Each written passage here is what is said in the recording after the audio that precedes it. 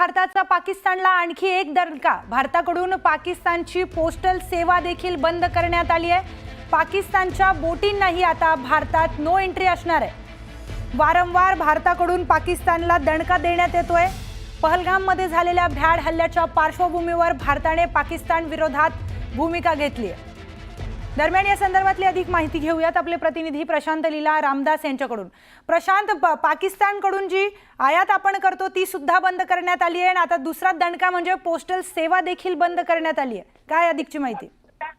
बरोबर आहे। खास करून जर बघितलं ज्या पद्धतीने पाकिस्तानची भूमिका होती त्या आडमुठे भूमिकेला एकदा जोरदार तडाखा देण्याचा निर्णय खास करून केंद्र सरकारने घेतलेला आणि महत्त्वाचं म्हणजे जर बघितलं आपण तर पाकिस्तान सोबत आता कुठलाही व्यवहार करायचा नाही अशा प्रकारचा एक प्रकारे निर्णय केंद्र सरकारने घेतलाय।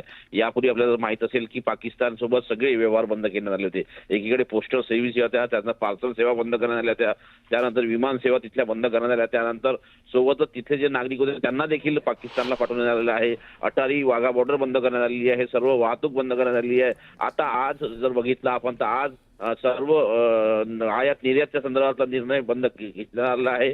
पाकिस्तान कुठल्याही आयात निर्यात होणार नाही आणि सोबतच ज्या पद्धतीनं दुबईच्या मार्फत पाकिस्तान आयात करून घेत होतं ते देखील आता रास्ता तो देखील मार्ग बंद करण्यात केलेला आहे। त्यामुळे असं म्हणावं लागेल की पाकिस्तानला धडा शिकवण्याचा निर्णय केंद्र सरकारने घेतला आणि त्याचमुळे या सर्व सेवा बंद करण्याचा जोरदार निर्णय केंद्र सरकारने घेतलेला आहे। धन्यवाद प्रशांत। तर भारताकडून पाकिस्तानची पोस्टल सेवा बंद करण्यात आली आहे आणि पाकिस्तानच्या बोटींनाही आता भारतात नो एंट्री असणार आहे। बातमीने सामाजिक न्याय आणि आदिवासी विकास खात्याचा तब्बल 746 कोटी रुपयांचा निधी लाडक्या बहिणींसाठी वळवल्याचं समोर आलंय। आदिवासी विकास खात्याला देण्यात आलेल्या 3420 कोटी रुपयांच्या सहाय्यक अनुदानातून 335 कोटी 70 लाख रुपयांचा निधी लाडकी बहीण योजनेसाठी वळवण्यात आलाय। एकूण 746 कोटी रुपयांचा निधी घेतलाय तर या दोन्ही खात्यातून प्रत्येक महिन्याला निधी वळता केला जाणार आहे। यावर आता सामाजिक न्याय मंत्री संजय शिरसाटांनी संताप व्यक्त केलाय। याबाबत मुख्यमंत्र्यांशी तातडीनं बोलणार असल्याचंही शिरसाटांनी सांगितलंय। दरम्यान अर्थ खात्याकडून सुरू असलेली ही दादागिरी योग्य नाही।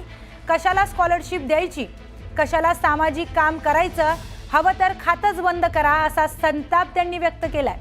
अर्थ खात्यातले काही शकुनी कायद्यातील पळवाटा शोधून हे काम करत असल्याचाही आरोप संजय शिरसाटांनी केलाय। पूर्वी सुद्धा माझ्या खात्यातून 7000 कोटी जवळपास वर्ग करण्यात आले होते आणि याची मला काही कोणती कल्पना सुद्धा नाहीये, मला त्याची माहिती नाहीये। परंतु जर सामाजिक खात्याची जर आवश्यकता नसेल किंवा त्या खात्यामध्ये पैसे खर्च करायचे नसतील ते खातं बंद केलं तरी चालेल। कशासाठी पाहिजे?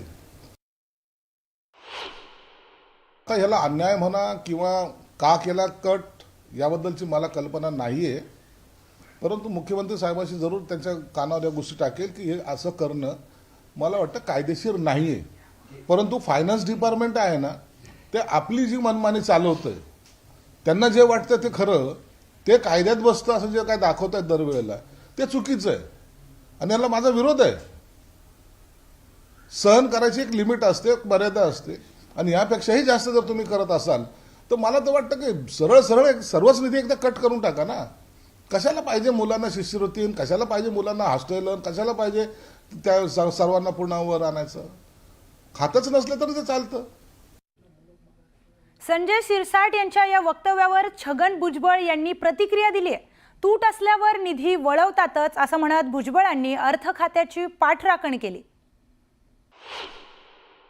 त्याच्यात मार्ग काढलाय त्यांनी किंवा आता मी मगाशी सांगितलं की दलितांसाठी वेगळा फंड्स असतो, आदिवासींसाठी वेगळा फंड्स असतो, 8%, 9%, 7%। आता ज्या वेळेला जे आहे पैशाची कमतरता आणि तूट आहे त्यावेळेला मग ते सांगतात की बाबा ठीक आहे, आदिवासी घटकाकडे जे काही या 1,500 रुपये जाणार आहेत त्याच्यासाठी हे पैसे वापरावं।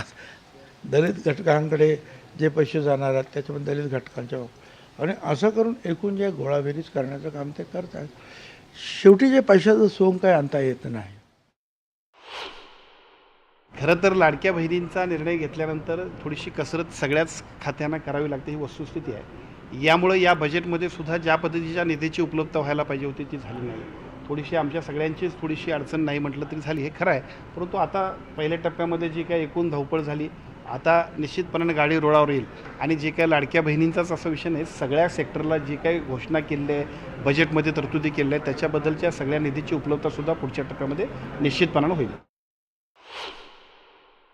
सामाजिक न्याय आणि आदिवासी विभागाचा निधी वळवणं हे मला असं वाटतं राज्यातल्या आदिवासी बांधवावर व अन्य सामाजिक न्याय विभागाच्या अखत्यारीत येणाऱ्या बांधवावर मोठा अन्याय आहे. सरकार हे करतंय. आम्ही वारंवार सांगतो की सरकार आर्थिकदृष्ट्या मेटाकुटीला आलेलं आहे आणि म्हणून लक्ष वेगवेगळ्या पद्धतीनं उडविणाऱ्या गोष्टी सरकार करतं. जसं की परवा त्यांनी काय गुणांकन दिलं, काय अर्थ नाही त्याला. आणि म्हणून या सगळ्या चुकीच्या गोष्टी राज्य या संकल्पनेतून आताच्या घडीला होतंय. संजय शिरसाट सामाजिक न्याय मंत्री आहेत. त्यांच्या खात्यात काय चाललं त्यांना माहिती का नाही माहिती, मला माहिती नाही. एखाद्यास माहिती जरी असलं तरी त्यांना त्याच्यात विचारलं जातं का नाही जातं हेही माहिती नाही. कारण ज्या अर्थी त्यांच्या खात्याचा निधी वर्ग केलेला जातो आणि त्याला याची माहिती नाही, याचा अर्थ या राज्यामध्ये आताच्या घडीला मंत्र्याला काय व्हॅल्यू आहे हे लक्षात येतं. हे संजय शिरसाट यांचं फक्त दिसतंय, बाकीच्यांचं दिसत नाही. पण बाकीच्यांचं सुद्धा असंच आहे असं माझं म्हणणं आहे.